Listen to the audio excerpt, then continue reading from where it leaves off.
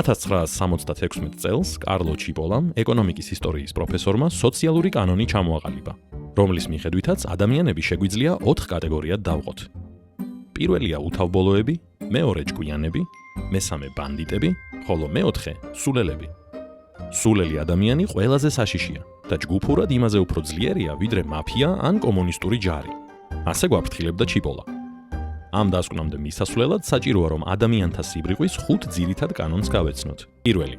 ვერც ერთი ადამიანი ვერასდროს სათანადოდ ვერ აფასებს სულელი ინდივიდების რაოდენობას მის გარშემო. მეორე. ადამიანის სისულელე აბსოლუტურად დამოუკიდებელია ამავე ადამიანის ნებისმიერი სხვა თვისებისგან. განათლებას, სიმდიდრეს ან სტატუსს არანაირი მნიშვნელობა არ აქვს. მესამე.